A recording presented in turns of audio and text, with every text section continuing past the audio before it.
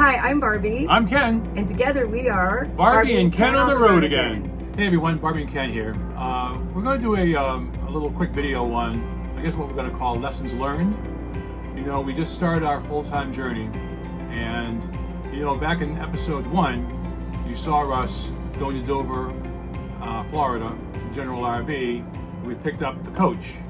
So we were delayed a day getting out of there because there was a check engine light on and they didn't want us leaving there with this check engine light on. So they had to call in a mobile Freightliner tech to come in and check it out, make sure it was okay. So he got here a day late. We had to get back down to South Florida. And by the time we got the coach ready to go, it was getting about, maybe 1 or 2 o'clock in the afternoon. So we were in a rush, and that's the first lesson learned, is don't be in a rush.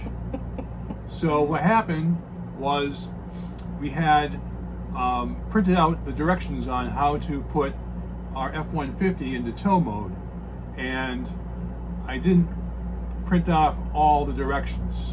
I forgot the final step, which is to turn the truck completely off. We left the truck in the accessory mode with lights running, the air conditioning running, and everything else that possibly could be running was running in there. Maybe the radio too. So we get down to South Florida, after about 3.5 hours of travel. Never stopped once. And we get down to our exit, come around the bend. I had to make a stop at a traffic light. So stopped, waited for the light to turn green, and as I started up again, I could hear the squeaking noise coming from behind. And I'm like, what's going on? So we got across the highway and we immediately pulled off the side of the road onto a grassy area. Luckily, it was an amazing grassy area. And it really helped us out a lot. And it had just rained, so we were sliding the back tire.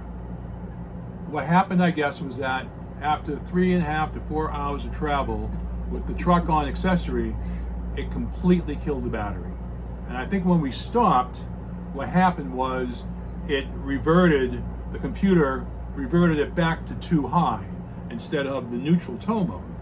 So we get out of the truck, we get out of the bus, and Barb left the keys in the truck also. So we didn't have no keys, we couldn't get into it. We had to call our neighbor and our dog sitter. They both came out, one with a set of keys, one with the jump starter. We got in the truck, wouldn't start. So we had to call Ford Roadside Assistance. They came out, they towed the truck to the Ford dealership. Meanwhile, we had to unhitch, and we drove the motorhome another 2 miles to the campsite. Thank God we were close. Yeah, I think that was the biggest blessing that we had, was that we did not do this and have to stop on Alligator Alley, which would have been dreadful. It could have been a lot worse than it really was. It really could have been. And I think then the other thing that happened was Ford, took the truck. The worst thing that we wanted to do was do our first pull into a site backing in the dark, which unfortunately this delayed us a lot. And so we ended up having to back in the dark, but Kenny did a wonderful job with that. And then when we called Ford the next morning, they said they couldn't look at it for like 3 days. And so we were very stressed because we were supposed to be moving out of our house. And of course we needed our truck to be able to move everything out of the house into the bus. And our wonderful, wonderful neighbors, Augustine and Carol, gave us their SUV for the week. So we were able to stay on time. We did extend one night at CB Smith Park just so that we could be a little more comfortable and not be in another rush, and let something else happen.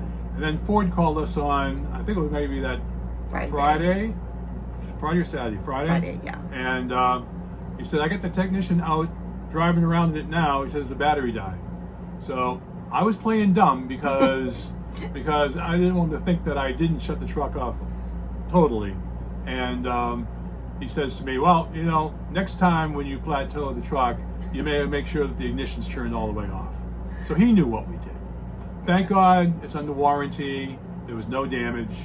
So it could have been a lot worse than it really was. Yeah, I think the rain was key because the wheel completely locked up, because when we pulled off into the grass, it made a big divot in the grass because it wasn't rolling at all. And I think obviously printing off the instructions for how to put it into tow mode was a really good idea, but Ken also found a video.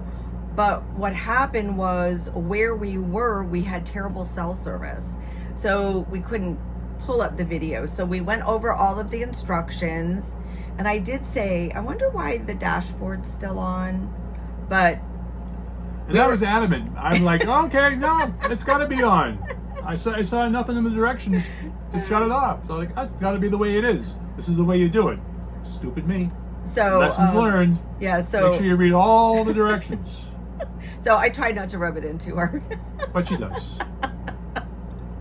So keep that one in the bank just in case you ever need it. Yep. Lesson learned number 1. All right, so now we're going to come to lesson number 2. The big lesson. It was a big lesson. So at this time, we made it back from Dover, Florida to South Florida. And we've got all our stuff in the coach. And we're going to start on our journey. And it's going to be down to the Keys. So hopefully you guys have watched that video. If not, it's episode number 2. Then we're down in the Keys. And we have the truck, we have the coach all loaded up, ready to go. I pull out of campground, we hooked up the pickup truck Correctly this time. correctly, shut the ignition off, and we're going down to the Keys. So we're about maybe 10 minutes into the ride. We're on a couple surface streets, and we work our way up to I-75, which we're going to take south to the Florida Turnpike, which takes us right down to the Keys. So we get on the 75, and we are cruising down the right-hand lane, and I'm going along. I've got my eye on the back camera, make sure the truck is still attached, and all of a sudden, a truck driver, I don't know what he had, whether it was a box truck or a flatbed, whatever, It's a pretty good time. pulls up next to me, and he starts pointing at me. He goes, pull over, pull over. So my first reaction was, shit, the pickup truck. So I looked, and the pickup truck was still attached. So Barb looks out the side view mirror, and what do you say? I said, oh my God, you need to pull over. Why, dear, why? Because the door to our storage area, which is on a slide, so that you don't have to crawl in and get your stuff, you just pull out this tray and it opens on either side. That door completely opened, and the tray was extended a good 6 feet out the side on the passenger side. So we're panicking. My heart rate is going through the roof right now. I'm like, oh my God, this is horrible. So I got over the side of the road. Of course, there's a guardrail over there. And as I'm bringing the coach over to a stop, I nicked the guardrail with the open bay door. So put the flashes on, bring the coach to a stop.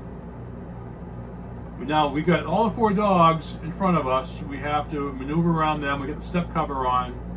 We got to get that out so we can get Put in them and out. behind a gate so we didn't have to worry about them. So now we're down on the side of the road, and the baggage door is wedged against the guardrail. I come around to jump over the guardrail, and it also jammed the tray. So the door and the tray were just jammed together. Couldn't move it. So I'm saying to Barb, the only thing I can do is to put this thing in reverse and cut the wheel the other way and come back about 4 or 5 inches. That way I'll relieve the pressure on the door. But remember, if you don't know this, when you're towing a vehicle, you cannot back up.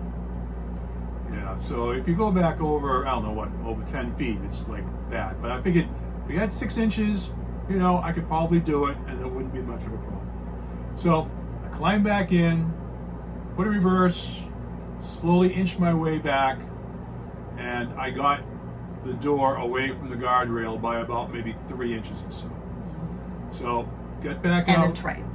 Got back out, and we were able to move the tray. I'm surprised that it didn't get wedged really, really bad. But we were able to move the tray, but it was tight going back in.